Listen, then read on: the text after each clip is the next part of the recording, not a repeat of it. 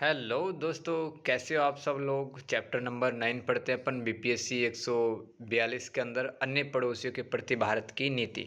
तो सबसे पहले दोस्तों भारत बांग्लादेश समझ लेते हैं, उसके बाद में जितने भी भारत के पड़ोसी देश हैं उनके साथ में अपन संबंध समझने वाले। काफ़ी इंपॉर्टेंट चैप्टर है, थोड़ा सा है ना, ध्यान से समझना होगा। बांग्लादेश का थोड़ा भूगोल समझ लेते हैं। देखो बांग्लादेश के आसपास देखो आप कौन कौन सी जगह हैं, जैसे कि अरुणाचल प्रदेश, असम, नागालैंड, मणिपुर, मिजोरम, त्रिपुरा और मेघालय भी इसके पास में, बिहार, झारखंड, यूपी, नेपाल, उत्तराखंड, पश्चिम बंगाल, सिक्किम, भूटान, ये हैं बांग्लादेश के पास में। ठीक है, तो इस मैप को दोस्तों आप ध्यान में रखना है। और नीचे बंगाल की खाड़ी है, नीचे बंगाल की खाड़ी है, ये है बांग्लादेश। ओके, तो चलो आपने मैप देख लिया तो फिर आगे अपन चलते हैं। बांग्लादेश भारत की पूरी सीमा पर बसा हुआ एक नदियों वाला देश है, यानी कि रिवराइन कंट्री है। जनसंख्या इसकी लगभग 17 करोड़ है। क्षेत्रफल 1,48,000 वर्ग किलोमीटर। भारत बांग्लादेश के साथ सबसे अधिक लंबाई की सीमा साझा करता है ना, सभी पड़ोसियों में से लगभग 400 किलोमीटर की। भारत के 5 राज्य बांग्लादेश के साथ सीमा साझा करते हैं, जैसे कि पश्चिम बंगाल, असम, त्रिपुरा, मेघालय, मिजोरम। ये भी आपको याद रखना है कि इनकी जो बॉर्डर है बांग्लादेश के साथ में मिलती है। गंगा, ब्रह्मपुत्र, मेघना नदी देश के 79% भाग को बनाती है। अब जैसे भारत में नदी को गंगा कहते हैं, गंगा जैसे ही बांग्लादेश के अंदर इंटर करते तो उसका नाम पद्मा हो जाता है। ऐसे ब्रह्मपुत्र नदी जब बांग्लादेश के अंदर प्रवेश करते हैं तो जमुना नदी कहलाती है। यहाँ पर 9% भाग पर उच्च भूमि पठार और 12% पर पर्वत श्रृंखला है। बांग्लादेश की तटरेखा की लंबाई 580 किलोमीटर है। यह दक्षिण पूर्वी एशिया का देश है जहाँ उष्ण कटिबंधीय मानसूनी जलवायु है, जिसकी वजह से यह देश चक्रवात, बाढ़ जैसी प्राकृतिक आपदाओं की चपेट में रहता है। यह अल्प विकसित यानी कि लिस्ट डेवलप कंट्री है। यहाँ पे दोस्तों 2/3 है बाढ़ के कारण मौतें भी होती हैं। नोट लगा के पॉइंट लिखो। वर्तमान में बांग्लादेश से अवैध प्रवासी पश्चिम बंगाल में तथा म्यांमार के रंगून से बांग्लादेश में आने वाले प्रवासियों की संख्या बनी हुई है, यानी कि यहाँ पे रोहिंग्या मुसलमानों ने डेरा डाला हुआ है अभी। द्विपक्षीय संबंधों के आयाम पढ़ लेते हैं। 1905 के बंगाल विभाजन एवं 1947 के भारत पाकिस्तान विभाजन के बाद पूरी पाकिस्तान में उग्र भाषाई तथा सांस्कृतिक राष्ट्रवाद उमड़ा। 26 मार्च 1971 से बांग्लादेश को पाकिस्तान से आज़ादी मिली। बांग्लादेश में धर्मनिरपेक्षता तथा इस्लामी पहचान से संबंधित नीतियाँ भारत बांग्लादेश संबंधों को निर्धारित करती हैं। यानी कि वहाँ पे अगर मान लो बांग्लादेश के अंदर मुख्य धर्म इस्लाम है और अल्पसंख्यक वहाँ पे हिंदू है, ठीक है। अगर वहाँ पे हिंदुओं पर अत्याचार होता है तो दोस्तों कहीं ना कहीं भारत और बांग्लादेश के संबंध है वो थोड़े अप्स एंड डाउन्स उनमें आता है, ठीक है, उतार चढ़ाव आता है। आगे देखो आप, ये एक मैंने सिलीगुड़ी कॉरिडोर बना रखा है यहाँ पे, सिलीगुड़ी कॉरिडोर। अगर मान लो मैं आपको समझाता हूँ कि पश्चिम बंगाल से किसी को अगर मिजोरम तक जाना है यहाँ से, ठीक है, तो वो सिक्किम होते हुए फिर नागालैंड पहुँचता है, ठीक है, और फिर मिजोरम पहुँचेगा, राइट। लेकिन सिलीगुड़ी कॉरिडोर अभी तो है, इसका एक विकल्प ढूंढा जा रहा है, टेटुलिया कॉरिडोर। टेटुलिया कॉरिडोर जो कि पश्चिम बंगाल के उत्तर दिनाजपुर से लेकर पश्चिम बंगाल का एक हिस्सा है, जलपाईगुड़ी। तो इससे क्या हुआ, सिलीगुड़ी कॉरिडोर से हम जब जाते हैं तो ज़्यादा समय लगता है और ज़्यादा लंबाई इस रास्ते की, तो हमारा टाइम भी बचेगा और छोटी रोड होगी टेटुलिया कॉरिडोर, ठीक है, ये याद रख लेना है। सिलीगुड़ी कॉरिडोर क्या है, चिकन स्नैक भी इसको कहते हैं। भारत के पूर्वी राज्यों का शेष भारतीय राज्यों से जोड़ने वाला 60 किलोमीटर लंबा एवं 22 किलोमीटर चौड़ा एक संकीर्ण सड़क मार्ग है, नेहरू रोडवे कहते हैं इसको। यह एक भारतीय राष्ट्रीय सुरक्षा के लिए एक संवेदनशील क्षेत्र, वल्नेबर एरिया है। यहाँ पे दोस्तों काफ़ी ज़्यादा घुसपैठ भी होती है, ठीक है, ड्रग्स का व्यापार भी होता है यहाँ पे। और भारत के लिए जो सुरक्षा और अखंडता है, ठीक है, अगर इस रोड पे सब कुछ ठीक रहता है तो बनी रहेगी। अदरवाइज दोस्तों इस रोड में डिस्टर्बेंस होता है किसी भी टाइप का, है ना, तो भारत की एकता और सुरक्षा के लिए भी खतरा रहता है। यहाँ की अन्य समस्या देख लो, ट्रैफिक जाम, अवैध घुसपैठ है, बेरोजगारी, संसाधनों को लेकर प्रतिस्पर्धा, इस्लामिक कट्टरवादी है यहाँ पे, इस्लामिक रेडिकलाइजेशन है यहाँ पे, ठीक है, स्थानीय संस्कृति के नष्ट होने का खतरा यहाँ पे बना। अब देखो किसी इलाके के अंदर किसी एक धर्म के व्यक्ति रहते हैं, मान लो उस जगह पर अन्य धर्मों के लोग ज़बरदस्ती घुसपैठ के रूप में आकर बसने लग जाएं तो वहाँ की जो संस्कृति हो दोस्तों नष्ट हो जाएगी एक दिन। तो वो भी एक खतरा ही है यहाँ के लिए।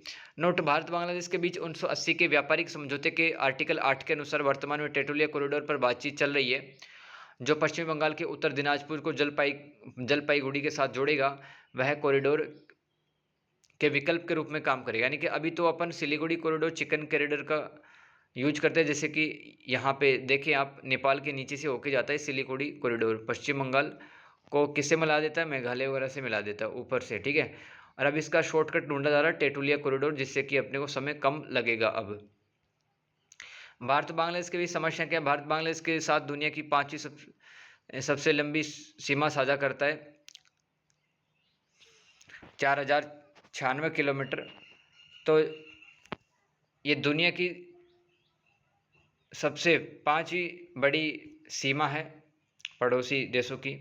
होने के कारण सीमा सुरक्षा कर पाना अत्यंत कठिन होता है। यहाँ पे भारत बांग्लादेश से सीमा पर होने वाले अपराध जैसे कि हथियारों की तस्करी, मवेशियों की तस्करी, अवैध घुसपैठ, सीमा पर आतंकवाद, नशीली दवाइयों का व्यापार, नकली नोट, दवाओं, खाद्य पदार्थों की तस्करी, वन्य जीव जंतु पक्षियों की तस्करी, मानव तस्करी यानी कि ह्यूमन ट्रैफिकिंग भी यहाँ पे होती है। बांग्लादेश में अत्यधिक गरीबी होने के कारण बांग्लादेश से आसानी से बॉर्डर क्रॉस करके भारत लोग आ जाते हैं। इससे उत्तर पूर्व भारत की जनसंख्या यानी कि वहाँ पर एक धर्म के हैं वो लोग अल्पसंख्यक हो गए, दूसरे धर्मों के लोग संख्या ज़्यादा हो गई है। अगर बांग्लादेश और म्यांमार से ऐसे लोग आते रहे तो एक दिन सिक्किम वगैरह की जनसंख्या की पूरी तरह से बदल जाएगी और वहाँ पर स्थानीय संस्कृति नष्ट हो जाएगी। इसके साथ में प्राकृतिक संसाधनों का दोहन भी हो रहा है, संगठित अपराध भी बढ़ रहे हैं। जल संबंधित विवाद क्या है, गंगा नदी से संबंधित जल विवादों को हल करने हेतु दोनों देशों के बीच गंगा जल समझौता 1966 हो चुका है, याद रखना है आपको। बांग्लादेश के अनुसार फरक्का बैराज के बनने से वह तीस्ता नदी के भारत द्वारा पानी का उपयोग करने के कारण बांग्लादेश को उसके हिस्से का कम पानी मिल रहा है। देखो गंगा नदी पर एक बांध बना लिया गया है फरक्का बैराज, ठीक है। तो फरक्का बैराज के बनने के कारण जितना पानी मिल रहा था बांग्लादेश को वो अब कम मिल रहा है, तो बांग्लादेश शिकायत करता है भारत से। अब तीस्ता नदी का उपयोग ज़्यादा कर लेता है भारत, इसलिए भी ये भी विवाद की जगह है। तो फरक्का बैराज और तीस्ता नदी याद रखना है। फरक्का बैराज मई 1975 को देश को समर्पित हुआ था। दोनों देशों के बीच अंतर्राष्ट्रीय सहयोग देख लो आप, जैसे कि सार्क के सदस्य हैं, बिम्स्टेक के सदस्य हैं। सार्क का मैंने हिंदी में फुल फॉर्म लिख दिया है, दक्षिणी एशियाई क्षेत्रीय सहयोग संगठन। बिम्स्टेक का लिख दिया है बहुक्षेत्रीय तकनीकी और आर्थिक सहयोग के लिए बंगाल की खाड़ी पहले। ये संगठनों के नाम है जिसमें बांग्लादेश और भारत है और दोनों ही सदस्य के रूप में एक दूसरे का सहयोग करते हैं। IORA, ठीक है, क्षेत्रीय सहयोग के लिए हिंद महासागर रिम एसोसिएशन, ठीक है, रिम एसोसिएशन। तो इसके अंदर एशिया, अफ्रीका, ऑस्ट्रेलिया के देश है वो मिलकर के सहयोग करते हैं। भारत बांग्लादेश के बीच व्यापारिक संबंध पढ़ लो। भारत के 2022 के बाद बांग्लादेश को अंतर्देशीय container depot, inland container depot पर सीमा शुल्क सुविधा के साथ कंटेनरों में रेल द्वारा भारत में निर्यात की अनुमति देगा। तो बांग्लादेश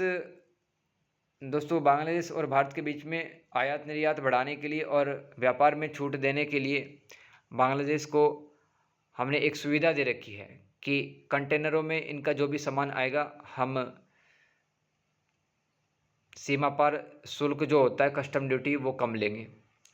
2021-22 के बाद बांग्लादेश भारत का दक्षिण एशिया का सबसे बड़ा व्यापारिक भागीदार बन चुका है। वर्तमान में दोनों देशों के बीच द्विपक्षीय व्यापार 15 बिलियन अमेरिकी डॉलर हो चुका है। भारत बांग्लादेश के बीच जल्दी व्यापक आर्थिक भागीदारी समझौता,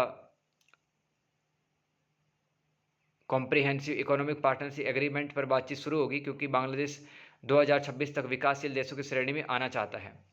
अगरतला अखौरा रेल लिंक परियोजना के निर्माण से भारत बांग्लादेश व्यापार में तेजी आएगी। भारत बांग्लादेश को निम्न वस्तुएं बेचता है जैसे कपास, मशीनरी और उपकरण, लोहा, इस्पात, फार्मास्यूटिकल्स यानी कि दवाई संबंधित पदार्थ, पेट्रोलियम पदार्थ, फल सब्जियां, वाहन, रसायन, इलेक्ट्रॉनिक सामान, ये भी बेचता है भारत। भारत बांग्लादेश से निम्न वस्तुएं खरीदता है जैसे कि कपड़ा, फाइबर, नमक, सीमेंट, रेडीमेड परिधान और मछली, खनिज, ईंधन और पेपर का धागा, ये खरीदता है भारत। सुरक्षा चिंताएं क्या है, भारत बांग्लादेश और म्यांमार में अनेक भारत विरोधी गुटों ने आश्रय ले रखा है जो भारत को कमजोर बनाने में लगे हुए हैं। गृह मंत्रालय रिपोर्ट के अनुसार निम्नलिखित चरमपंथी संगठन भारत बांग्लादेश सीमा पर सुरक्षा संबंधी चिंताएं उत्पन्न करते हैं, जैसे कि ये संगठन है दोस्तों, ये काफ़ी ज़्यादा है वो परेशानी खड़ा करते हैं भारत के सामने, ठीक है। इनके पास में हथियार होते हैं, हिंसा करते हैं ये सब संगठन, है ना। और कई संगठन तो बहुत ही कट्टर इस्लामिक विचारधारा पे चलते हैं। तो United liberation front of Assam, national liberation of Tripura, national democratic front of Bodoland, Bodoland Assam का एक हिस्सा है दोस्तों। आजकल बोडोलैंड को पृथक करने की मांग की जा रही है, अलग से राज्य बनाने की मांग। जमाल उल Mujahideen Bangladesh, Hmar national army Mizoram, national socialist council of Nagaland, Isak Muivah इसको कहा जाता है, national socialist council of Nagaland Khaplang, और united Achik liberation army. Pakistan की सुरक्षा agency ISI inter services intelligence Bharat के पूर्वी राज्यों में आतंकवादियों की मदद करती है। 2003 के बाद में भारत बांग्लादेश संबंध देख लो। 2001 और 2006 के बीच में बांग्लादेश नेशनल पार्टी और जमात ए इस्लामी दोनों राजनीतिक पार्टियों की गठबंधन की सरकारें थी। इस समय दोनों देशों के संबंध में प्रगति नहीं देखी गई, क्योंकि ये कट्टर विचारधारा रखती थी दोनों ही पार्टियां। कौन सी? बांग्लादेश नेशनलिस्ट पार्टी और जमात इस्लामी। उस समय दोनों देशों के संबंध में प्रगति नहीं देखी गई, क्योंकि इन पार्टियों की नीतियां एंटी इंडिया रहती थी। 6 जनवरी 2009 को शेख हसीना जब से प्रधानमंत्री बनी है तब से अच्छे संबंध रहे हैं। ये अवामी लीग की दोस्तों बड़ी नेता है शेख हसीना। 2008 के बाद जमीनी विवाद, समुद्री सीमा विवाद थोड़ा सुलझाया गया, इसकी वजह से संबंध है सुधरे हैं। भारत बांग्लादेश के बीच पर्यटन को बढ़ाने हेतु क्रूज सेवा भी शुरू की गई, यानी कि समुद्र के अंदर बड़े बड़े जहाज वो चलाए जाएंगे, यात्री पर्यटक घूमेंगे। बांग्लादेश के चटगांव मोंगला बंदरगाहों को भारत के पूर्वी राज्य से जोड़ा जाएगा, जिससे कि व्यापार में तेजी आई है। चटगांव पे मोंगला बंदरगाह उनको जोड़ा गया है। कोरोना काल में 4000 टन ऑक्सीजन भारत ने बांग्लादेश को भेजा। अरखोरा अगरतला रेल लिंक से भारत के बंदरगाह त्रिपुरा से जुड़ेंगे। खुलना मोंगला बंदरगाहों के विकास से ढाका व कोलकाता के बीच व्यापार बढ़ेगा। मैत्री ताप विद्युत परियोजना से दोनों देशों के बीच ऊर्जा सहयोग बढ़ेगा। भारत बांग्लादेश में 12 आईटी पार्क खुलेगा। भारत है वो आईटी पार्क यानी कि सूचना प्रौद्योगिकी संबंधित पार्क खोलेगा। त्रिपुरा से लेकर बांग्लादेश के बीच में रेल संपर्क स्थापित किया जाएगा। ठीक है। निश्चिंतपुरा और गंगा सागर, ये निश्चिंतपुरा त्रिपुरा में, गंगा सागर बांग्लादेश में है। वर्तमान में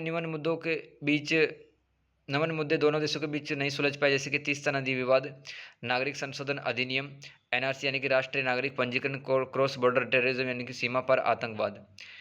ठीक है। तो चाइना कार्ड देख लो। यहाँ पे हिंद महासागर में अपने आप को महत्वपूर्ण खिलाड़ी दिखाने तो बांग्लादेश चाइना कार्ड का उपयोग करते हुए चीन के साथ अच्छे संबंध निभा रहा है, ताकि भारत को कहीं ना कहीं पीछे रख दिया जाए। चीन की कंपनियां बांग्लादेश में शिक्षा क्षेत्र, मीडिया, सामाजिक क्षेत्र, आधारभूत ढांचे के निर्माण में निवेश कर रही है। चीन ने बांग्लादेश को हाल में निम्न हथियार बेचे, जैसे कि fighter aircraft, diesel electric submarine पनडुब्बी होते जो कि समुद्र के नीचे रह करके मतलब हथियार वगैरह होते हैं उसमें। ठीक है। तो हमला वगैरह कर सकती है। बैटल टैंक और FM-90 मिसाइल सिस्टम ये चीन ने बांग्लादेश को बेचे, जो कि भारत के लिए एक ही चिंता की बात है। चीन बांग्लादेश के rail, road, highway, power, shipping मतलब जो समुद्री जहाज़ों पे सामान लोडिंग और अनलोडिंग का काम होता है, शिपिंग कहेंगे। एग्रीकल्चर के क्षेत्र में निवेश कर रहा है। दोनों देशों के बीच $10 बिलियन का द्विपक्षीय व्यापार बढ़ गया है। देखो, 8 बिलियन अमेरिकी डॉलर चीन बांग्लादेश को देता है, 2 बिलियन अमेरिकी डॉलर बांग्लादेश चीन को। देखो ध्यान से सुनो कि चीन है ना बांग्लादेश को कुछ पैसे देता है, मतलब प्रोजेक्ट वगैरह के लिए 8 बिलियन अमेरिकी डॉलर, जबकि बांग्लादेश चीन को भी सामान बेचता है, जैसे कि 2 बिलियन अमेरिकी डॉलर। ठीक है। तो दोनों का 10 बिलियन अमेरिकी डॉलर का द्विपक्षीय व्यापार है। तो 8 बिलियन का सामान चीन बेचता है बांग्लादेश को, और 2 बिलियन का सामान है वो बांग्लादेश बेचता है चीन को, तो 10 हो गए टोटल। बहुत अच्छा खासा पैसा है, $10 बिलियन। देख लो, तभी तो मजबूत बन रहे संबंध चीन और बांग्लादेश के, जो कि चिंता के लिए बात है भारत के लिए। बांग्लादेश चीन के road and belt initiative BRI का भी हिस्सा है। भारतीय विशेषज्ञ के अनुसार बांग्लादेश इंडो पैसिफिक क्षेत्र में अपना प्रभुत्व स्थापित करने हेतु चीन की ओर आकर्षित हो रहा है। इंडो पैसिफिक मतलब भारत प्रशांत क्षेत्र में। तो बांग्लादेश लगातार झुकता चला जा रहा है चीन की तरफ। चीन बांग्लादेश के बढ़ते संबंधों से भारत को खतरा हो सकता है, क्योंकि चीन पाकिस्तान के बाद बांग्लादेश को सबसे अधिक हथियार बेचता है। 2016 में शी जिनपिंग बांग्लादेश आए और यहां पर 27 प्रोजेक्ट चलाने हेतु $20 बिलियन अमेरिकी डॉलर ऋण में दिए, जिसमें ढाका अशूलिया एक्सप्रेस वे है, पद्मा रेल ब्रिज है, दूरसंचार नेटवर्क का आधुनिकीकरण है। देख लो अब कितने प्रोजेक्ट का काम चाइना चला रहा है यहाँ पे। भारतीय विशेषज्ञों के अनुसार चीन ने भारत को प्रतिस्थापित कर दिया है। पहले तो हम मदद करते थे, लेकिन हमारी जगह अब चीन उनकी मदद कर रहा है, जबकि बांग्लादेश को भारत के संबंध में मुक्ति आंदोलन में शहीद हुए भारतीयों तथा 40 साल से मिल रही मदद को नहीं भूलना चाहिए। तथा चीन बांग्लादेश को इतना पैसा देकर भी उसे ट्रेप में फंसा रहा है, तो ऋणी जाल में फंसा रहा है बस चाइना, ये काम वो कर रहा है। भारत म्यांमार संबंध देख लेते हैं। सबसे पहले परिचय देखो म्यांमार का। दक्षिणी पूर्वी एशिया देश है, क्षेत्रफल इसका लगभग 6.25 लाख वर्ग किलोमीटर, सीमावर्ती देश इसके म्यांमार के भारत, बांग्लादेश, चीन, थाईलैंड, लाओस है और प्राचीन नाम इसका बर्मा रहा। तो 1 अप्रैल 1937 तक बर्मा भारत का हिस्सा था। इसके बाद में स्वतंत्र ब्रिटिश प्रांत बना दिया गया। 4 जनवरी 1948 ईस्वी को बर्मा को ब्रिटेन से आज़ादी मिली। 19वीं सदी तक यहाँ बर्मी साम्राज्य था। अंग्रेजों ने बर्मा पर नियंत्रण करने हेतु 3 बर्मा आंग्ल युद्ध लड़े हैं। म्यांमार का मानचित्र देख लो भाई, म्यांमार का मानचित्र। बगल में भारत, चीन है, बांग्लादेश है, ठीक है, लाओस है, थाईलैंड है ना, अंडमान सागर भी है और बंगाल की खाड़ी भी इसके नीचे है। आगे देखो आप, 3 आंग्ल बर्मा युद्ध कब कब हुए अंग्रेजों और इन बर्मियों के बीच में? 1824-1826 के बीच में। दूसरा आंग्ल बर्मा युद्ध हुआ 1852 से 1853 के बीच। तृतीय आंग्ल बर्मा युद्ध हुआ 1885। तो 1989 ईस्वी में बर्मा का नाम बदलकर म्यांमार रख दिया गया। इरावदी नदी का ड्रेनेज बेसिन म्यांमार का लगभग 60% हिस्सा कवर करता है। यहाँ पे इरावदी है, ये इरावदी नदी बहती है यहाँ पे 60% हिस्से पे। भारत के 4 राज्य म्यांमार के साथ 1643 किलोमीटर की सीमा साझा करते हैं। अरुणाचल प्रदेश सबसे लंबी सीमा साझा करता है म्यांमार के साथ में, ध्यान रखना। नागालैंड, मणिपुर, मिजोरम। तो यहाँ की नॉमिनल जीडीपी वो 74.86 बिलियन अमेरिकी डॉलर। स्टेटस क्या है इसका? अल्प विकसित देश है, लिस्ट डेवलप कंट्री है। निम्न अंतर्राष्ट्रीय संगठनों का म्यांमार सदस्य देश भी, जैसे कि आसियान का है, वर्ल्ड बैंक का है, अंतर्राष्ट्रीय श्रमिक संगठन का है, विश्व व्यापार संगठन का है, एशियन डेवलपमेंट बैंक का है, विश्व स्वास्थ्य संगठन का है। इन्हें सभी संगठनों का, ऑर्गेनाइजेशन का म्यांमार सदस्य देश है। आगे चलते हैं। म्यांमार एक उभरती हुई अर्थव्यवस्था वाला देश है। प्राकृतिक संसाधनों के भंडार होने के कारण इसकी अवस्थित मतलब इसकी लोकेशन, वर्तमान में इसके जो भू राजनीतिक महत्व है और भू रणनीतिक महत्व दोनों ही बढ़ गए हैं। देखो, जियोपॉलिटिकल और जियो स्ट्रेटेजिकल क्या होता है कि मान लो कोई देश है किसी एक ऐसी महत्वपूर्ण स्थिति में है, स्थिति पर स्थित है जहाँ आसपास उसके समुद्र हैं, जंगल है और वो विश्व की राजनीति पर प्रभाव डाल सकता है। ये जियोपॉलिटिकल कहलाती है, ठीक है, ध्यान रखना। म्यांमार दक्षिण पूर्व एशियाई देशों व आसियान देशों का प्रवेश द्वार कहलाता है। भारत लुक ईस्ट एवं एक्ट ईस्ट नीति के तहत वर्तमान में म्यांमार के साथ अपने द्विपक्षीय संबंधों को मजबूत कर रहा है। भारत म्यांमार के द्विपक्षीय संबंध देख लो। 1930 के रंगून दंगों के कारण म्यांमार के मूल जनजाति में भारत हेतु घृणा बढ़ गई थी। अब देखो हुआ क्या था यहाँ पे, 1930 के अंदर एक दोस्तों बंदरगाह वगैरह बन रहा था, यहाँ पे भारतीय भी काम कर रहे थे और विद्रोह हो गया था, लड़ाई हो गई थी जनजातियों के बीच में, भारतीयों के बीच में। तो उसी के बाद में नफरत पैदा हो गई म्यांमार और भारत के लोगों के बीच। 1 अप्रैल 1937 में बर्मा को स्वतंत्र ब्रिटिश प्रांत बना दिया गया। प्रथम बार नेहरू ने बर्मा के प्रधानमंत्री यू नु के साथ सौहार्दपूर्ण संबंध स्थापित किए। बांडुंग सम्मेलन जो कि 1955 में हुआ था, में भी भारत, म्यांमार, अफ्रीकी व एशियाई देशों ने मिलकर शीत युद्ध में तीसरे विश्व की भूमिका, शांति, आर्थिक विकास व औपनिवेशीकरण पर चर्चा की थी बांडुंग कॉन्फ्रेंस में।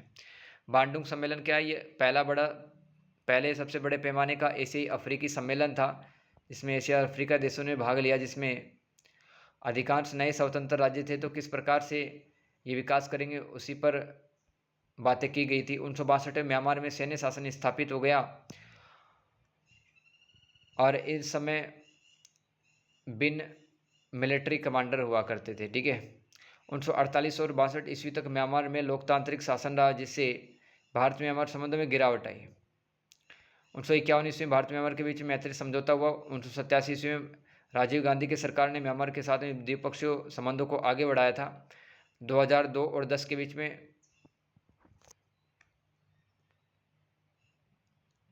लुक ईस्ट पॉलिसी व पड़ोसी पहले की नीति के कारण 2002 और 10 के बीच में संबंध अच्छे हुए हैं। 2002 ईस्वी में मांडले जो कि म्यांमार में भारतीय कॉन्सुलेट खुला। कॉन्सुलेट क्या होता है? दूतावास का एक छोटा प्रकार होता है, जहाँ पे सारे काम तो नहीं होते लेकिन छोटे मोटे काम हो जाते हैं वीजा से संबंधित, वो कॉन्सुलेट कहलाता है। तथा कोलकाता में म्यांमार कॉन्सुलेट खुला। तो 2008 और 2011 में म्यांमार में आई प्राकृतिक आपदाओं ने भारत में म्यांमार का सहयोग किया था। म्यांमार का दक्षिण पूर्वी एशिया देशों में बढ़ते महत्व के कारण सार्क में ऑब्जर्वर देश का दर्जा मिला है। म्यांमार भारत के बीच 5 जो बी हैं वो संबंधों को नया आयाम अथवा नई दिशा देते हैं, जैसे कि बौद्ध धर्म दोनों देशों में, बॉलीवुड दोनों देशों में, भरतनाट्यम दोनों देशों में चलता है, बिजनेस और बर्मा टीक। टीक का मतलब एक प्रकार की लकड़ी है जो कि इसका व्यापार वगैरह होता है। तो 5 बी पर मुख्य फोकस रहता है भारत और बांग्लादेश संबंधों का।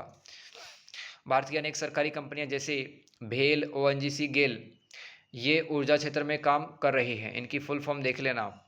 भारत की सरकारी कंपनियां जो कि प्राकृतिक तेल और प्राकृतिक गैस के निष्कर्षण में काम करती हैं। भारत म्यांमार के बीच कनेक्टिविटी को बढ़ाने हेतु Kaladan multi modal transit transport पर काम किया जा रहा है। ठीक है। अब सितवे बंदरगाह जो है दोस्तों, उसमें कोलकाता को म्यांमार से जोड़ा जाएगा। ठीक है। ये Kaladan multi modal transit transport project है। इस प्रोजेक्ट के फायदे क्या हैं? भारत अपनी पूरी राज्य के साथ बेहतर कनेक्टिविटी बना सकेगा। भारत म्यांमार के बीच व्यापार में बढ़ोतरी होगी। कोलकाता से सितवे बंदरगाह पहुंचने में कम समय लगेगा। सिलीगुड़ी कॉरिडोर पर कम दबाव पड़ेगा, क्योंकि आप जानते हैं कि वहाँ पे काफ़ी ज़्यादा ट्रैफिक रहता है चिकन नेक पे। भारत म्यांमार आर्थिक संबंधों का विस्तार होगा। भारत म्यांमार के बीच संयुक्त सेना अभ्यास देख लो।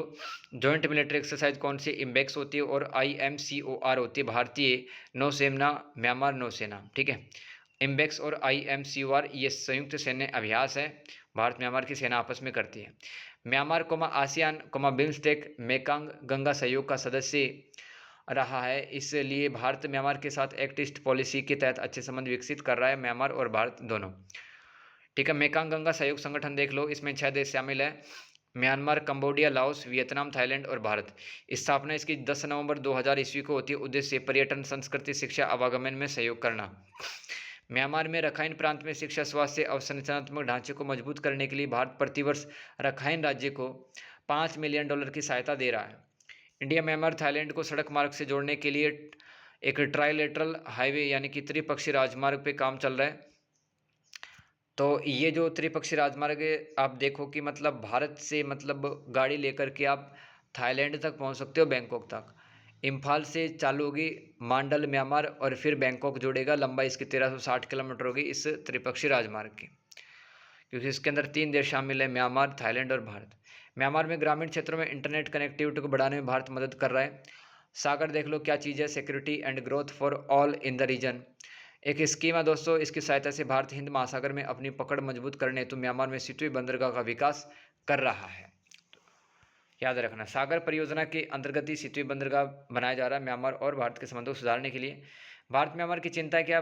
म्यांमार चीन की महत्वाकांक्षी योजना बेल्ट एंड रोड इनिशिएटिव का हिस्सा है। 1989 के बाद ही चीन म्यांमार के लिए महत्वपूर्ण हथियार आयातक देश बन चुका है। साथ ही BRI प्रोजेक्ट के तहत चीन म्यांमार इकोनॉमिक कॉरिडोर बनाया जा रहा है, जिससे म्यांमार पर चीन का प्रभुत्व बढ़ेगा एवं यह भारत के लिए चिंता का विषय होगा। देखो क्या हो रहा है, एक तो हथियार ज़्यादा खरीदता म्यांमार चीन से, और चीन का जो रेशम मार्ग वाला प्रोजेक्ट है BRI, जिसकी मदद से वह एशिया को यूरोप तक और अफ्रीका तक जोड़ देगा। ठीक है। एशिया जुड़ जाएगा यूरोप और अफ्रीका से, वो BRI प्रोजेक्ट है उनका। तो इसके अंदर म्यांमार शामिल है, तो भारत सरकार की चिंताएं बढ़ रही है। म्यांमार में भारत की चल रही परियोजना में काफ़ी देरी हो जाती है। हथियार आपूर्ति, नकली नोट, ड्रग्स आपूर्ति, मानव तस्करी से संबंधित मुद्दे हैं कुछ। और दोस्तों मुक्त आवागमन व्यवस्था देख लो आप। ऐसी व्यवस्था जिससे लोगों का संपर्क बढ़ेगा, लेकिन इसका फायदा स्थानीय कट्टरपंथी समुदाय उठाते हैं। अब जैसे है क्या, फ्री मोमेंट में भारत और म्यांमार के बीच में दोस्तों मतलब 10 या 12 किलोमीटर के बीच में कोई वीज़ा वगैरह कुछ नहीं देखता, आ जा सकते हैं। लेकिन इसका फ़ायदा आतंकवादी उठाते हैं वहाँ के, है ना, जो कट्टर सोच को आगे बढ़ाने का काम ही करते हैं। राइट। हथियार वगैरह की सप्लाई होती है, ड्रग्स की सप्लाई होती है, और इंसानों की भी सप्लाई होती है, मवेशियों की सप्लाई होती है। एक है दोस्तों यहाँ पे ये जिसको गोल्डन ट्रायंगल कहते हैं। गोल्डन ट्रायंगल क्या है? जहाँ पर नशे का कारोबार किया जाता है, म्यांमार, थाईलैंड और लाओस के बीच में जो क्षेत्र है उसको गोल्डन ट्रायंगल कहते हैं। यहाँ से जो नशीले पदार्थ हैं वो उत्तरी अमेरिका और यूरोप तक जाते हैं। ध्यान रखना, लाओस, म्यांमार और थाईलैंड, इनके बीच में गोल्डन ट्रायंगल बना हुआ जो नशीले कारोबार से जुड़ा है। आगे की भारत सरकार बुद्ध सर्किट पर और काम करके म्यांमार से अपने सांस्कृतिक संबंध अच्छे बना रही है। बुद्ध सर्किट क्या है? महात्मा बुद्ध ने जहाँ पर भी उपदेश हुए, जहाँ पर उनका जन्म हुआ, जहाँ पर उनकी मृत्यु हुई, ठीक है, उन स्थानों को जोड़ के एक बुद्ध सर्किट बनाया जाएगा। सांस्कृतिक संबंध अच्छे बनाए जाएंगे। शिक्षा के क्षेत्र में और अधिक सहयोग किया जाएगा। भारत के निजी क्षेत्र को भी म्यांमार में निवेश करना चाहिए। भारत म्यांमार के बीच आतंकवाद निरोध, व्यापार, निवेश ऊर्जा के क्षेत्र में सहयोग बढ़ेगा, तभी दोनों देशों के संबंध और अच्छे होंगे। रोहिंग्या मुस्लिम शरणार्थियों की समस्या को जल्द से जल्द हल करना होगा। जुंटा सरकार को भारत सरकार द्वारा समर्थन न देकर आंग सान सू की लोकतांत्रिक सरकार की बहाली पर काम करना चाहिए। ठीक है, तो यहाँ पर लोकतांत्रिक सरकार कैसे स्थापित हो भारत सोचे। अब दोस्तों, भारत का सबसे प्यारा और अच्छा दोस्त हमेशा से बढ़िया संबंध रहे भूटान के साथ में। तो परिचय देख लो, 1865 के ब्रिटिश भूटान युद्ध के बाद सर्वप्रथम 1910 ईस्वी में ब्रिटिश भारत के साथ द्विपक्षीय समझौता हुआ, जिसमें भूटान के वित्त, विदेश एवं रक्षा मामले थे ब्रिटिश शासन संभालेगा। 1910 ईस्वी में एक समझौता हुआ था।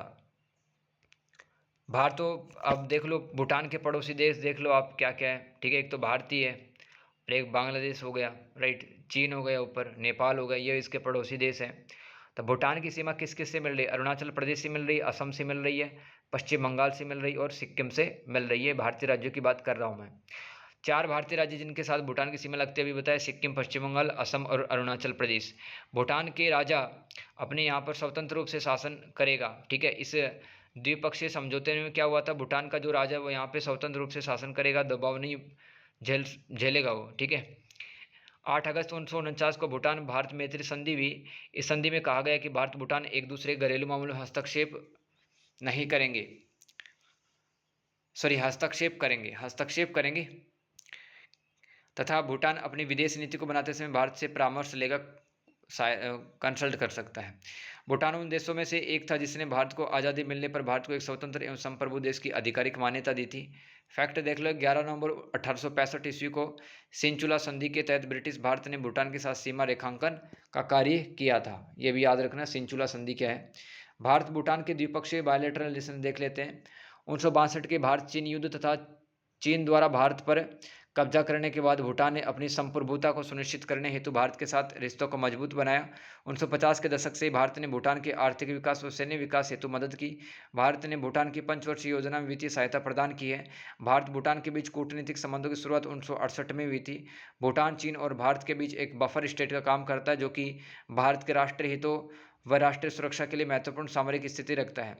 2007 ईस्वी में भूटान ने 1949 ईस्वी की मैत्री संधि में सुधार किए। आंतरिक व बाह्य मामले में भूटान भारत से परामर्श लेने के लिए बाध्य अब नहीं है। पहले तो बाध्य था, अब बाध्य नहीं है। लेकिन भूटान व भारत अपनी ज़मीन का प्रयोग एक दूसरे के विरुद्ध नहीं करेंगे कि भूटान की ज़मीन का इस्तेमाल करके कोई भारत पे हमला कर रहा, आक्रमण कर रहा, ऐसा नहीं होगा।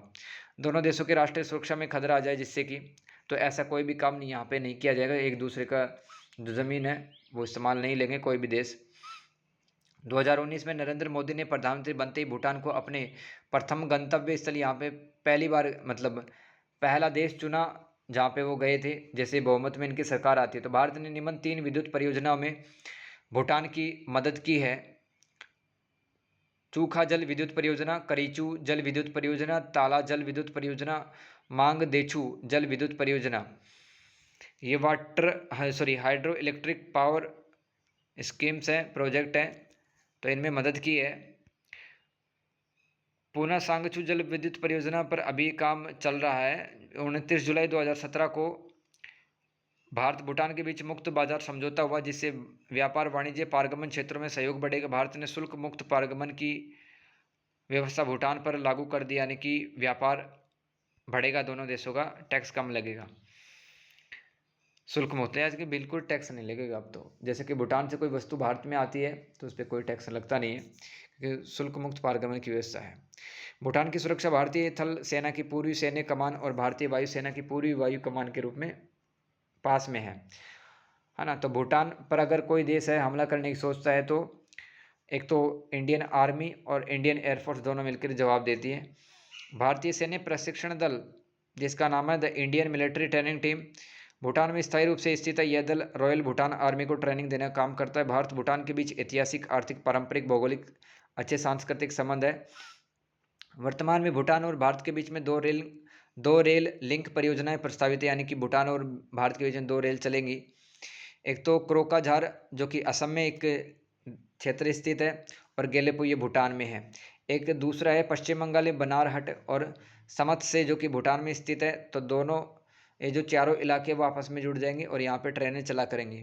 भारत भूटान के बीच में चिंताएं पढ़ लो। एक तो डोकलाम विवाद, भाई चीन की जो सेना वो यहाँ पे आ गई थी कुछ दिनों के लिए कि ये जो इलाका ये हमारा है, ठीक है। ये था डोकलाम विवाद, ठीक है। डोकलाम एक दोस्तों छोटी सी घाटी का नाम है जो कि चीन और भूटान के बीच में पड़ता है। देख लो आप, डोकलाम क्षेत्र यहाँ पे स्थित है, डोकलाम बिल्कुल बीच में, है ना। तो चीन डोकलाम पर लगातार प्रभुत्व जमाने की कोशिश कर रहा है। यह क्षेत्र भारत की सुरक्षा दृष्टि व रणनीतिक क्षेत्र के मामले में अहम माना जाता है। यह क्षेत्र सिलीगुड़ी क्षेत्र के समीप स्थित है, चुंबी घाटी में स्थित है ये, ठीक है। तो यह क्षेत्र सिलीगुड़ी क्षेत्र के समीप है। यह डोकलाम क्षेत्र पर चीन का प्रभाव लगातार बढ़ता जा रहा है, तो भारत के राष्ट्रीय हितों सुरक्षा को खतरा हो सकता है। अगर चीन भूटान के राजनयिक संबंध स्थापित हो जाते हैं तो चीन भूटान में अपना दूतावास बनाएगा। इससे चीन भारत के उत्तर पूर्वी राज्य में अपना प्रभुत्व बढ़ा सकता है। भूटान भारत से आयात अधिक व निर्यात कम करने के कारण भूटान व्यापारी घाटे के अंदर चल रहा है। भूटान भारत के बाजार तक अधिक पहुंच चाहता है भी। आगे की राह देख लो आप, मतलब क्या ऐसा करे कि दोनों के संबंध अच्छे हो जाएं। भारत को भूटान में मानव संसाधनों को और अधिक विकसित करना चाहिए, यानी कि वहाँ पे के लोगों को ट्रेनिंग देना चाहिए, नौकरी देना चाहिए, ताकि भूटान आत्मनिर्भर बन सके। भारत व भूटान को लोगों का संपर्क, पीपल टू पीपल कांटेक्ट बढ़ाना होगा, ताकि दोनों देशों के बीच सांस्कृतिक, कला, साहित्य, संगीत के क्षेत्र में सहयोग बढ़ सकेगा। भूटान भारत को परस्पर आतंकवाद, ड्रग सप्लाई रोकने व अन्य संगठित अपराधों को रोकने में एक दूसरे का सहयोग करना चाहिए। चीन का भूटान पर प्रभाव को कम करने हेतु भूटान के साथ शिक्षा क्षेत्र, पर्यटन, नवीकरणीय ऊर्जा तथा पर्यावरणीय क्षेत्र में सहयोग बढ़ाना चाहिए। भारत नेपाल संबंध अब पढ़ लेते हैं गाइज। भारत और नेपाल के बीच में संबंध देख लेते गए। सबसे पहले तो नेपाल की लोकेशन समझा। नेपाल की राजधानी काठमांडू और नेपाल से उत्तर प्रदेश की, उत्तराखंड की, चीन की सीमा लगती है और सिक्किम की लगती है, ठीक है। और पश्चिम बंगाल की भी लगती है। नेपाल से आप देख सकते हैं, यहाँ पे आप मैप वगैरह भी बना सकते हैं अपने पेपर में अगर नेपाल से रिलेटेड सवाल आता है तो। 5 भारतीय राज्य जिनकी सीमा नेपाल से लगती है, एक तो उत्तर प्रदेश और एक बिहार और एक पश्चिम बंगाल और एक सिक्किम और एक उत्तराखंड, है ना। भारत नेपाल एक दूसरे के करीबी पड़ोसी है। दोनों देश सहयोग के अद्वितीय संबंध रखते हैं, मतलब अच्छे संबंध है तथा इनके बीच संबंध रोटी बेटी जैसे हैं। नेपाल भारत के बीच खुली सीमाओं, कोमा जनता के बीच रिश्ते, कोमा नातेदारी व संस्कृति के संबंधों, संपर्कों, गहरा संबंध। मतलब नेपाल की लड़कियां शादी करके भारत आ जाती है, भारत की लड़कियां शादी करके नेपाल चले जाते हैं। इस तरह से बहुत पारंपरिक पुराने संबंध भी हैं, ठीक है। भारत नेपाल के मध्य शांति एवं मैत्री की संधि 1950 से भारत और नेपाल के बीच विशिष्ट संबंधों की स्थापना हुई। 1950 की भारत नेपाल मैत्री संधि समझ लो, यह भारत द्वारा नेपाल को हथियारों तक पहुंच सुनिश्चित करेगा। यह संधि दोनों देशों के लोगों को निवास, संपत्ति, व्यापार, मुक्त आवाजाही का अधिकार देती है। भारत और नेपाल में हिंदू और बौद्ध धर्म के संदर्भ में सांस्कृतिक संबंध रखते हैं। भूगोल देख लो थोड़ा सा, इसका नेपाल का भारत व नेपाल के बीच गहरे सामाजिक, राजनीतिक, सांस्कृतिक, रणनीतिक, आर्थिक संबंध है, ठीक है। भारत व नेपाल के मध्य शांति एवं मित्रता संधि 1950 के द्वारा ही दोनों देशों के बीच द्विपक्षीय संबंध मजबूत हुए। इसके तहत नेपाल के लोगों ने भारतीय नागरिकों के बराबर सुविधाओं व अवसरों का लाभ उठाया है। यहाँ की ज्योग्राफी देख लो, तराई क्षेत्र यहाँ पे 17% है, पहाड़ी 68%, हिमालय क्षेत्र यहाँ पे 15% है। नेपाल वर्तमान में अपने पड़ोसियों चीन व भारत के साथ में संतुलित रिश्ते रखकर विश्व में प्रगति करना चाहता है। नेपाल अपने धार्मिक स्थलों, माउंट एवरेस्ट के कारण बड़ी मात्रा में विदेशी पर्यटकों को आकर्षित करता है। अंतर्राष्ट्रीय स्टेटस क्या है इसका? लिस्ट डेवलप्ड कंट्री, यानी कि अल्पविकसित देश है। नेपाल बहुधार्मिक देश है, यहाँ पे बहुसंख्यक आबादी हिंदू है, लेकिन ये धर्मनिरपेक्ष देश है, ठीक है, बहुसंख्यक आबादी होने के कारण भी। 28 मई 2015 में नेपाल के नवनिर्वाचित विधानसभा में राजतंत्र यानी कि मोनार्की को खत्म कर यहाँ पे संघीय लोकतांत्रिक गणराज्य को स्थापित कर दिया गया।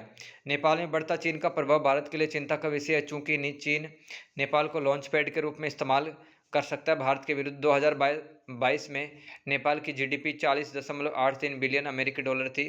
अब द्विपक्षीय संबंध पढ़ लेते हैं दोनों देशों का। फुरकाट कर्णाली जल विद्युत परियोजना एवं लोअर अरुण जल विद्युत परियोजना के विकास के लिए नेशनल हाइड्रो इलेक्ट्रिक पावर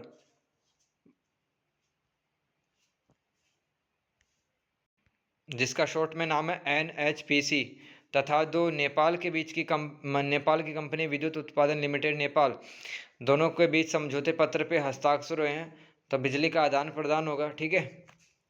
आगे देखो आप, पंचेश्वर बहुउद्देशीय परियोजना पर भी नेपाल और भारत परस्पर सहयोग कर रहे हैं। दक्षिणी एशिया की पहली क्रॉस बॉर्डर पेट्रोलियम पाइपलाइन का निर्माण भारत नेपाल के बीच किया जाएगा, जो कि देखिए आप मोतिहारी इंडिया का एक इलाका है और नेपाल का इलाका एक अमलेखगंज, तो दोनों के बीच में एक पाइपलाइन होगी, है ना।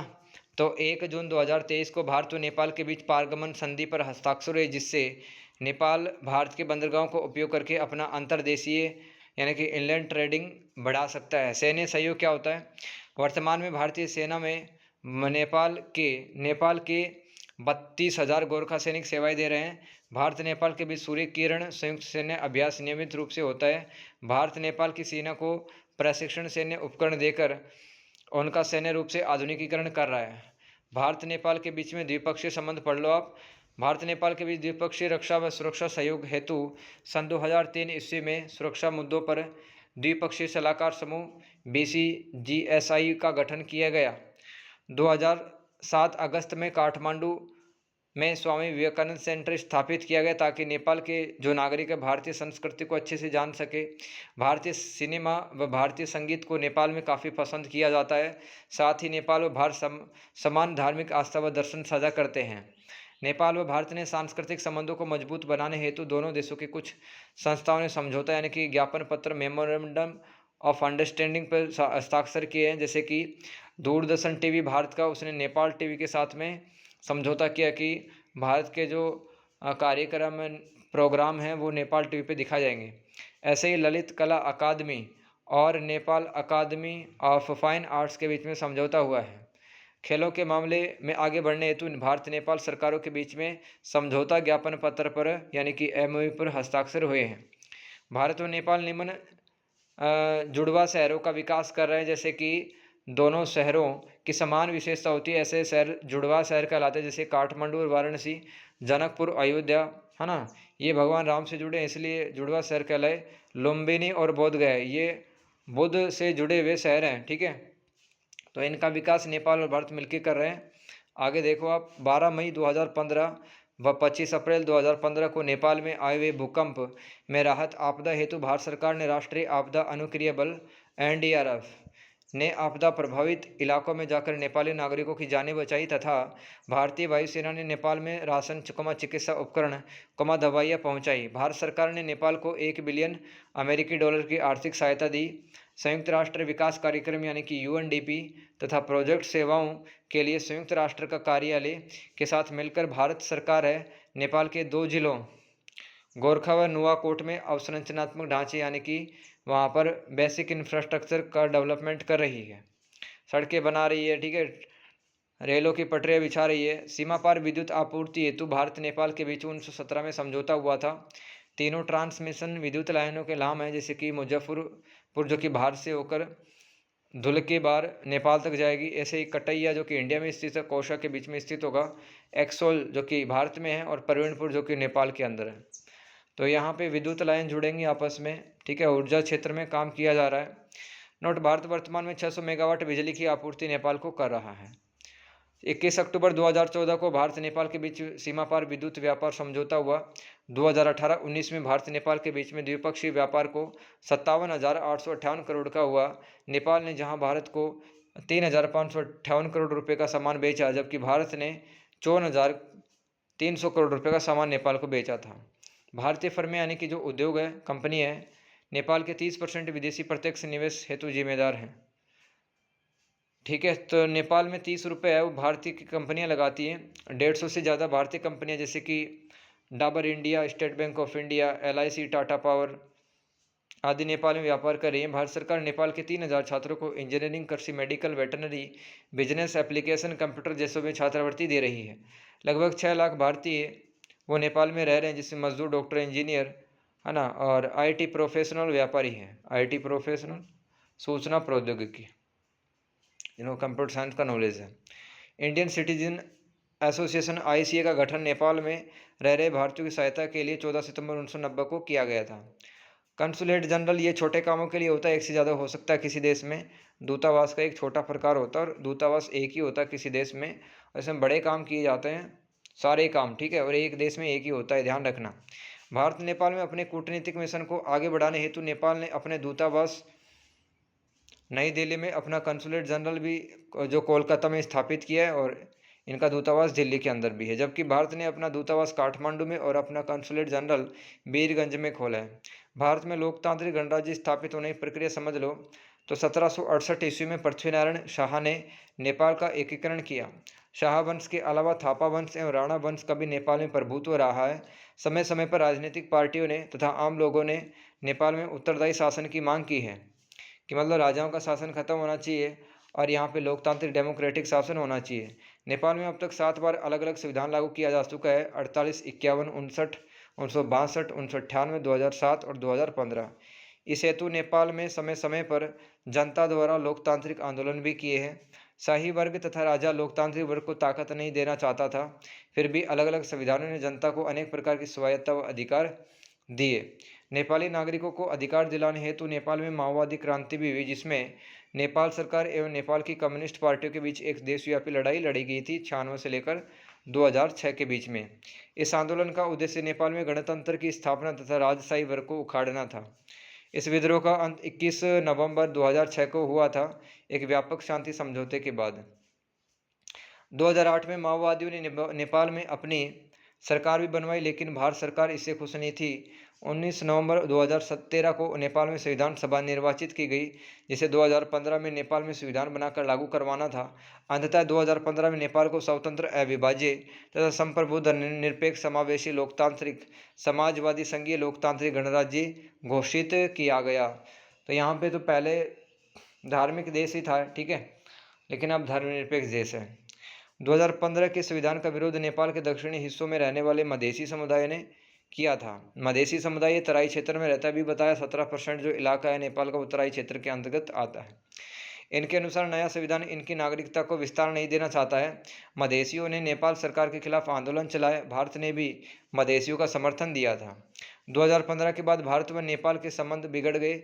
2016 में नेपाल के प्रधानमंत्री केपी ओली रिश्ते सुधारने के लिए भारत आए। इसी दौरान भारत पर नेपाल ने व्यापारिक नाकेबंदी की आरोप लगाया, यानी कि बहुत ज़्यादा जो सामान है उस रोक लिया है नेपाल का भारत ने, और टैक्स भी ज़्यादा लगा रहा है।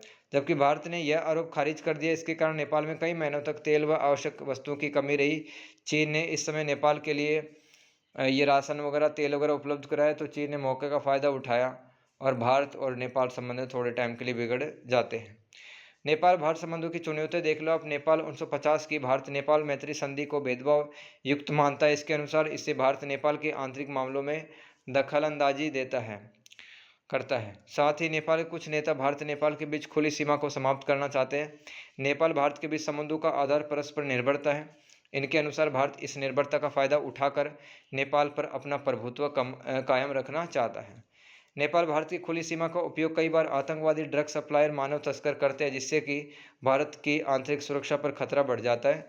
नेपाल भारत पर आरोप लगाता है कि कोसी, गंडक, महाकाली नदी समझौते में सिर्फ भारत को ही लाभ मिल रहा है, भारत को पानी ज़्यादा मिल रहा है इस नदियों का। नेपाल के कुछ जातीय समूह को लगता है कि भारत नेपाल में बहुत ज़्यादा हस्तक्षेप कर रहा है। नेपाल में भारत के लिए नापसंदगी फैल रही है। नेपाल भारत के बीच प्रस्तावित परियोजनाओं में विलंब हो रहा है, यानी देरी हो रही है, जिससे दोनों देशों के बीच विश्वास की कमी हो रही है। ब्रिटिश शासन के समय से ही सुस्ता व काला पानी जैसी क्षेत्रों पर विवाद चल रहा है। चाइना कार्ड देख लो अब भारत और नेपाल संबंधों के बीच। वर्तमान में नेपाल पर चीन का प्रभाव बढ़ रहा है। चीन ने नेपाल को आर्थिक सहायता व ऋण देकर उसे जाल में फंसा लिया है। नेपाल चीन के BRI प्रोजेक्ट का भी हिस्सा है, बेल्ट एंड रोड इनिशिएटिव, जिससे नेपाल भारत से दूर होता जा रहा है। चीन नेपाल के वेस्ट सेती बांध, पोखरा एयरपोर्ट, त्रिशुगी जल विद्युत परियोजना में आर्थिक सहायता दे रहा है। चीन नेपाल के लुम्बिनी शहर को सांस्कृतिक केंद्र के रूप में विकसित करने के लिए नेपाल को $3 बिलियन की हेल्प की है, ताकि यहाँ पे बौद्ध धर्म के अनुयायी ज़्यादा मात्रा में आ सके और यह शहर पर्यटन के रूप में विकसित हो जाए। चीन ने नेपाल के साथ कनेक्टिविटी बढ़ाने हेतु करांग, जो कि तिब्बत में स्थित है, से काठमांडू को जोड़ने की पेशकश की है, जिससे नेपाल की भारत पर निर्भरता खत्म हो जाएगी। चीन नेपाल के हताई क्षेत्र, राजमार्ग, रेलवे व अन्य अवसंरचनात्मक कार्यों में सहयोग दे रहा है। 2020 और 21 में नेपाल में चीन की तरफ से विदेशी प्रत्यक्ष निवेश $188 मिलियन हो गया। यानी कि चीन की कंपनियों ने बहुत दबा के पैसा लगाया है नेपाल के अंदर, नेपाल को अपनी तरफ करने में। वर्तमान में नेपाल के प्रधानमंत्री पुष्प कमल दयाल, जो कि कम्युनिस्ट पार्टी के प्रमुख हैं, इनकी सरकार के वैचारिक तथा राजनीतिक संबंध है वो चीन के साथ में ज़्यादा रहे हैं।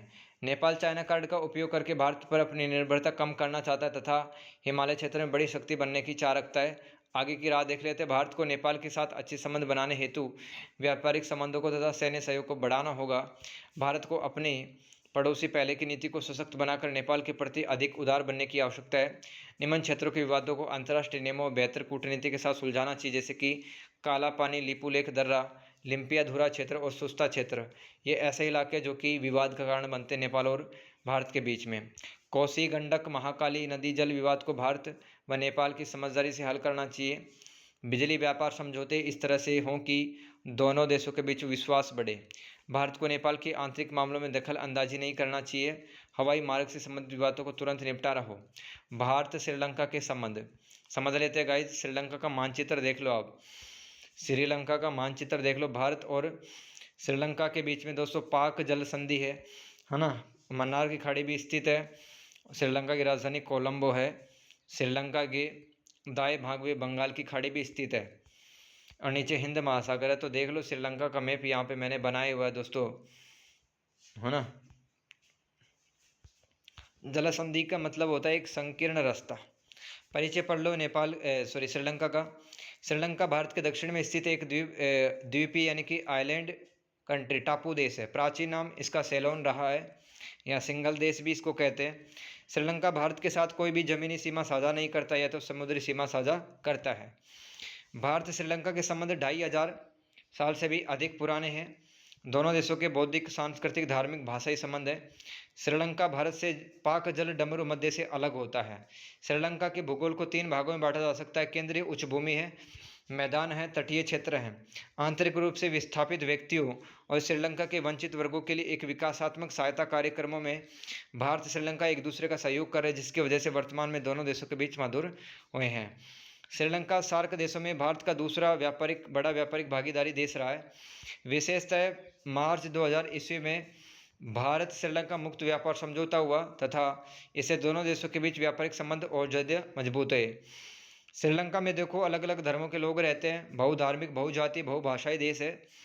तो बौद्ध धर्म के व्यक्ति 70% है, हिंदू यहाँ पे 12%, इस्लाम यहाँ पे 9.7% और 7.4 ईसाई धर्म के लोग रहते हैं। सबसे ज़्यादा किस धर्म के व्यक्ति रहते हैं? एक बुद्धिस्ट कंट्री है श्रीलंका। 31 अगस्त 1978 का श्रीलंका का संविधान सभी धर्मों के स्वतंत्रता सुनिश्चित करने तथा बौद्ध धर्म को विशेष स्थान देता है, क्योंकि श्रीलंका अर्थव्यवस्था के प्राथमिक क्षेत्र पर अधिक निर्भर है और ये एक अल्प विकसित देश है। ठीक है, तो जैसे कि बौद्ध धर्म यहाँ पे विशेष धर्म का दर्जा रखता है, अल्प विकसित देश है और प्राथमिक क्षेत्र प्राइवेट सेक्टर पे ज़्यादा डिपेंडेंट है।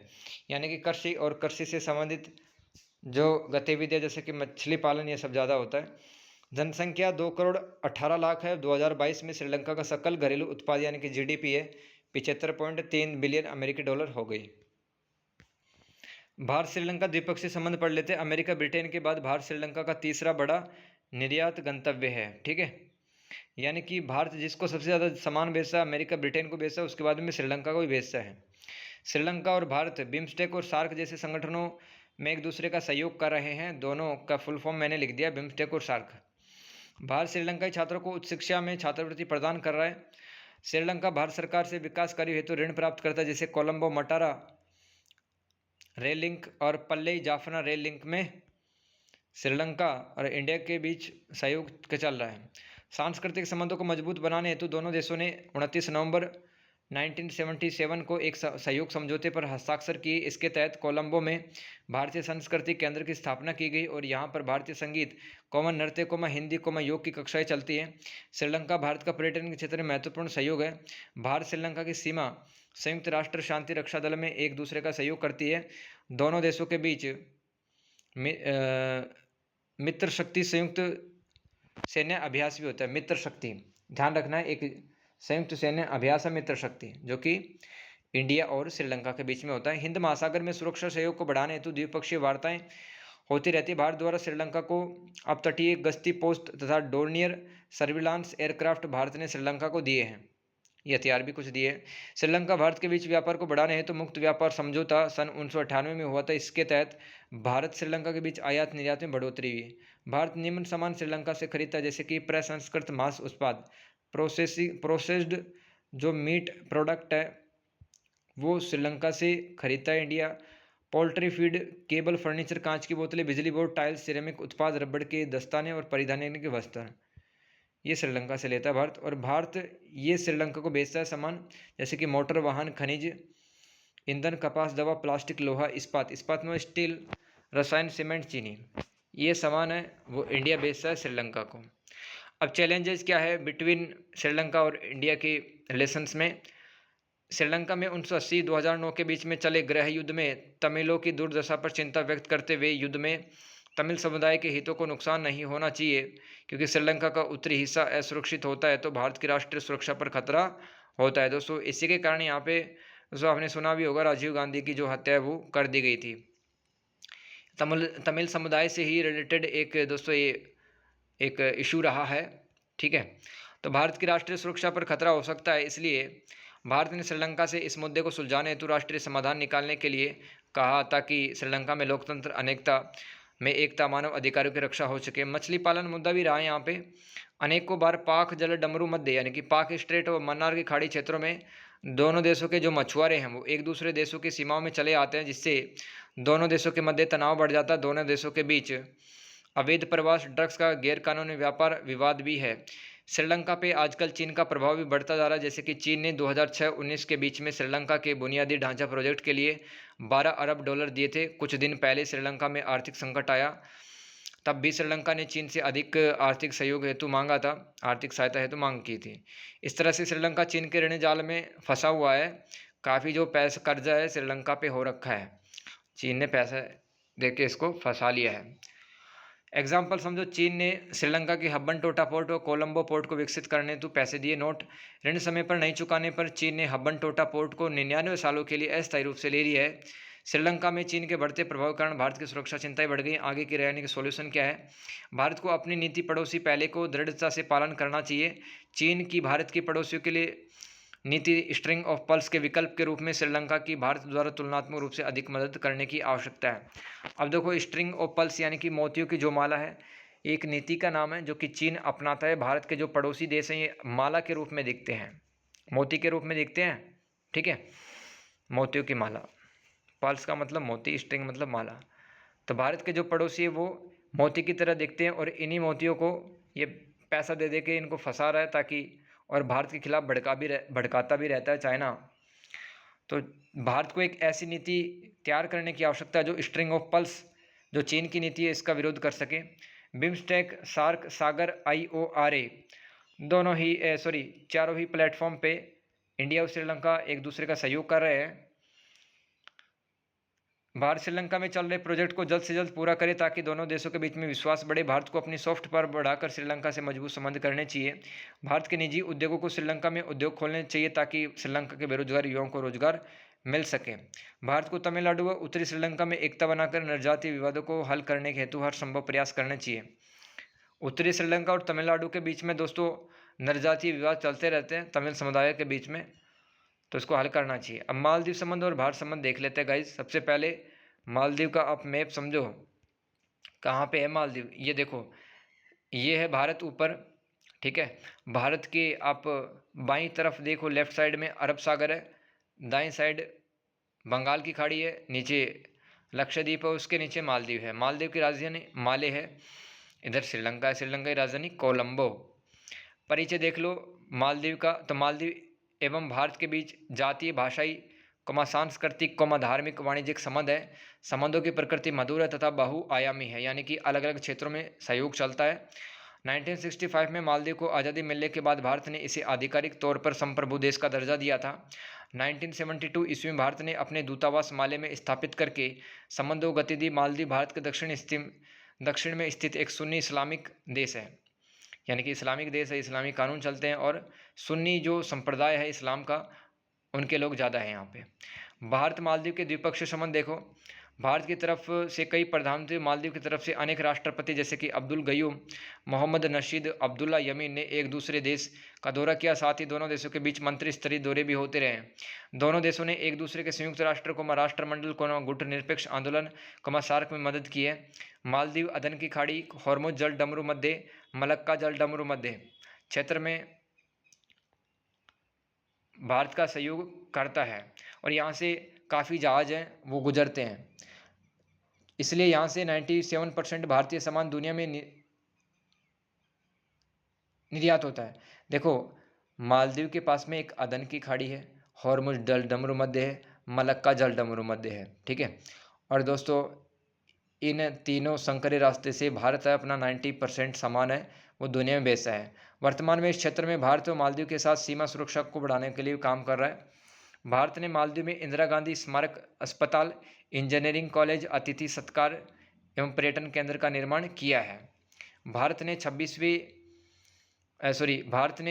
26 दिसंबर 2004 और मई 2007 को ज्वार भाटे में मालदीव की आर्थिक और मानवीय सहायता की थी। भारत ने व्यापारिक सहायता हेतु मालदीव को 1000 मिलियन अमेरिकी डॉलर का ऋण अथवा लोन दिया तथा प्रवासी अवसंरचना निर्माण हेतु 40 मिलियन अमेरिकी डॉलर की सहायता की है। क्षमता निर्माण, कैपेसिटी बिल्डिंग और स्किल डेवलपमेंट यानी कौशल निर्माण के लिए भारत अनेक स्कीमों के तहत मालदीव के लोगों की मदद कर रहा है। मालदीव के अनेक छात्रों को भारत छात्रवृत्ति प्रदान कर रहा है। भारत सरकार के द्वारा 5000 मालदीव के युवकों को कंप्यूटर का ट्रेनिंग दिया जा चुका है।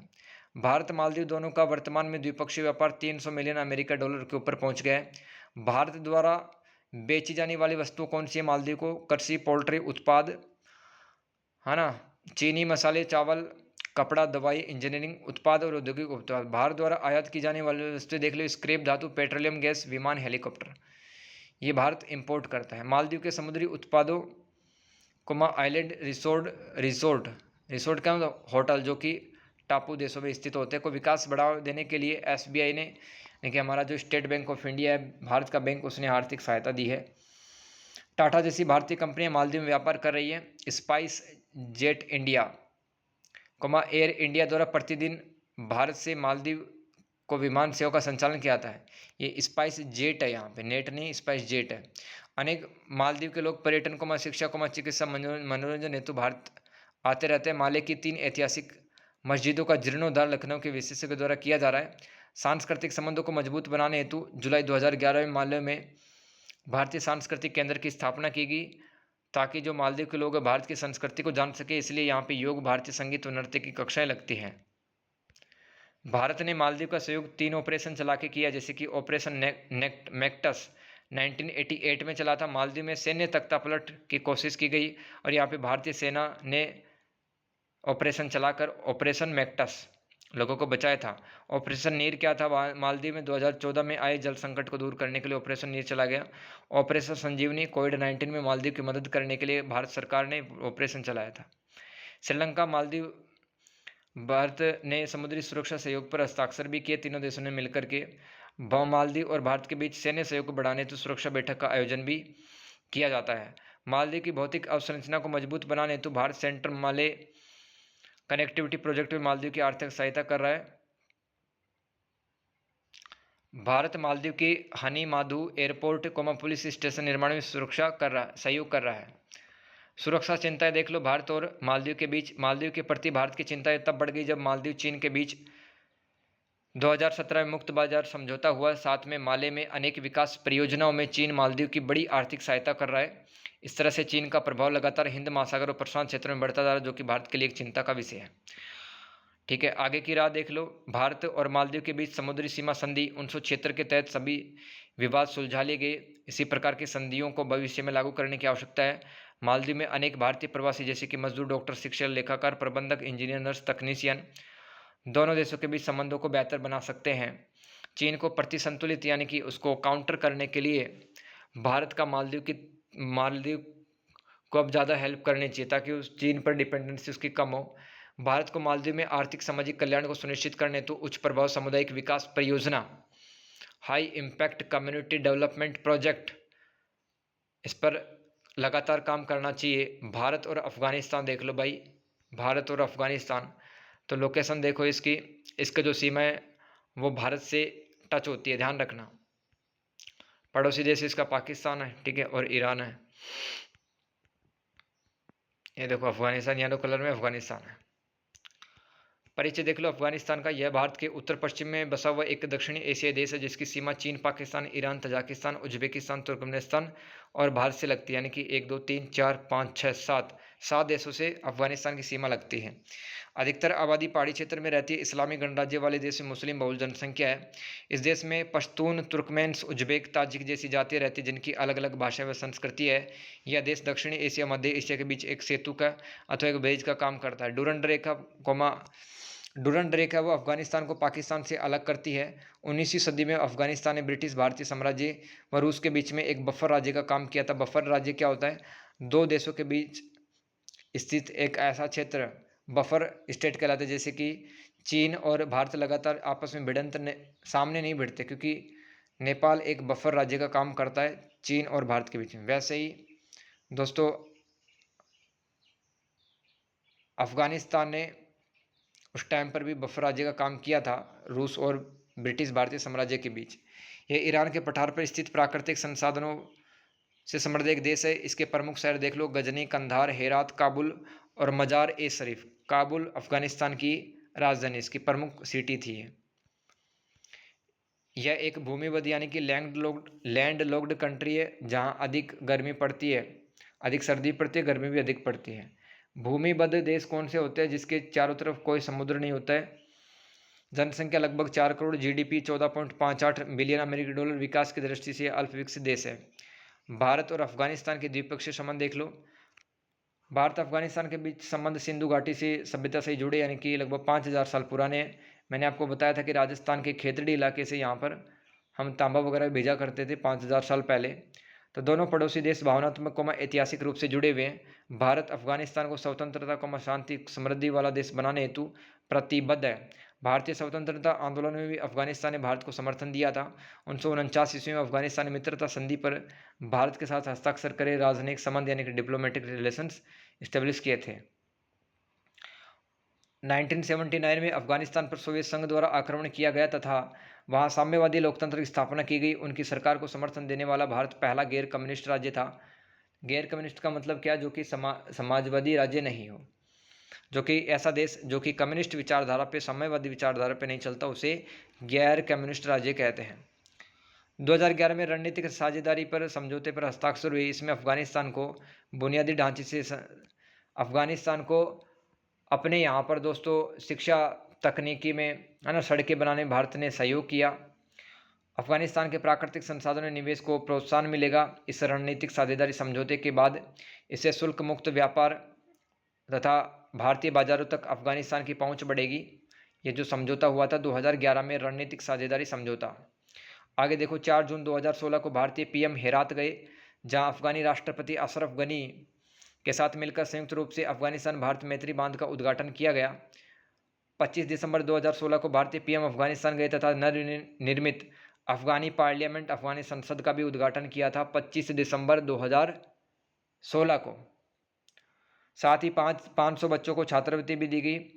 Mi-25 अटैक हेलीकॉप्टर भी भारत ने अफगानिस्तान को दिए। 19 सितंबर 2017 को अफगानी राष्ट्रपति भारत आए तथा बहुआयामी भारत अफगानिस्तान रणनीतिक साझेदारी की प्रगति का मूल्यांकन किया गया। इस समय भारत अफगानिस्तान का द्विपक्षीय व्यापार 1 अरब अमेरिकी डॉलर पहुंच गया था। चाबहार बंदरगाह जो कि ईरान के अंदर दोस्तों भारत के सहयोग से बना है, वह एयर फ्रेट कॉरिडोर जैसे कनेक्टिविटी प्रोजेक्ट पर भारत व अफगानिस्तान का सहयोग चल रहा है। भारत ने अफगानिस्तान को अंतर्राष्ट्रीय सौर गठबंधन शिखर सम्मेलन और विश्व खाद्य प्रसंस्करण शो में भी 2017 में न्योता भेजा था। कंधार में अफगान कृषि विज्ञान और प्रौद्योगिकी विश्वविद्यालय की स्थापना में भारत अफगानिस्तान का सहयोग देगा। भारत अफगानिस्तान को रिमोट सेंसिंग प्रौद्योगिकी की मदद करेगा, यानी कि अफगानिस्तान का मौसम कैसे रहने वाला है, ठीक है, कब बरसात आएगी, कोई आपदा आ सकती है कि नहीं आ सकती, तो ये सब जो सूचनाएं देने का काम करता है वो रिमोट सेंसिंग वाले उपग्रह देते हैं, उसमें भारत सहयोग करता है अफगानिस्तान का। भारत अफगानिस्तान में सड़क निर्माण, जलापूर्ति और मजार ए शरीफ में पॉलिटेक्निक कॉलेज के निर्माण में सहायता दे रहा है। भारत उच्च प्रभाव सामुदायिक विकास परियोजना के तहत अफगानिस्तान में सामाजिक आर्थिक कल्याण सहायता कार्यक्रम में भी सहयोग दे रहा है। भारत काबुल में सहतूत बांध का निर्माण करवाया, जिससे स्थानीय लोगों को पीने का पानी, सिंचाई योग्य पानी मिलेगा। अफगानी शरणार्थियों के लिए भारत अफगानिस्तान में आवास परियोजना चला रहा है। अप्रैल 2016 में भारत ने अफगानिस्तान को मसलमा बांध बनाने हेतु आर्थिक सहायता दी। सुरक्षा चिंताएं देख लो अब। भारत अफगानिस्तान के नेतृत्व वाली अफगान के स्वामित्व वाली शांति व सलाह देने वाली सरकार को प्रोत्साहित करता है। भारत तालिबान वाले शासन को मान्यता नहीं दे रहा है। 1980 के दशक, क्योंकि तालिबानी शासन में दोस्तों लोगों को अधिकार, आज़ादी, स्वतंत्रता नहीं होती है। विशेषता है महिलाओं के पास तो बिल्कुल भी अधिकार नहीं होते हैं, बहुत कम ही होते हैं। 1980 के दशक तक भारत अफगानिस्तान के संबंध अच्छे थे, लेकिन गृह युद्ध चलने तथा 1990 के दशक में तालिबानी शासन स्थापित हुआ, जिससे भारत अफगानिस्तान के संबंध खराब हो गए।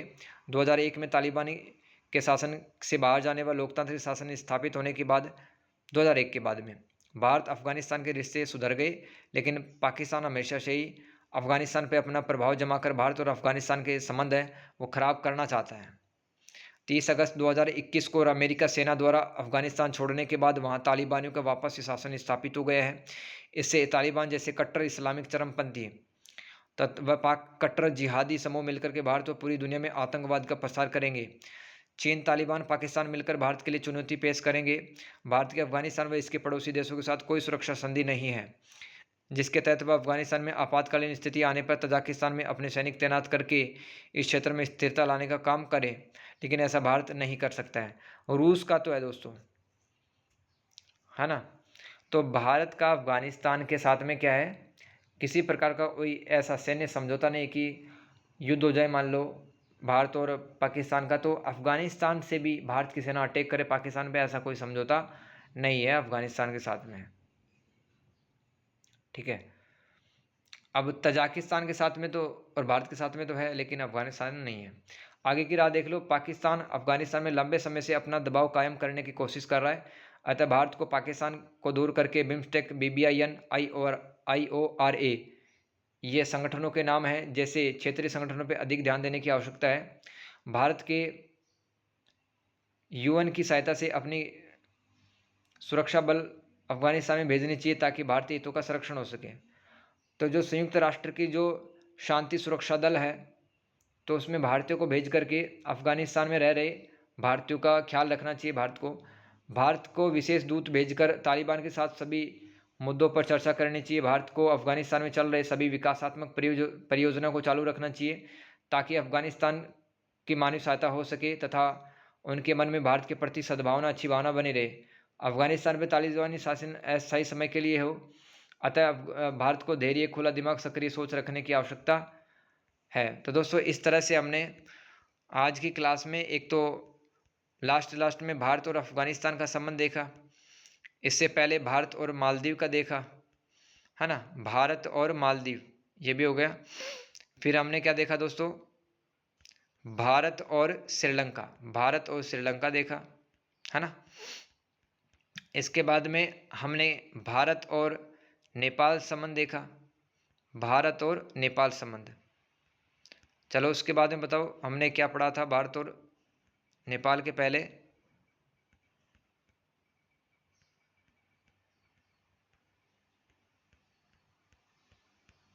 भारत और नेपाल के पहले दोस्तों हमने पढ़ाई की थी अपनी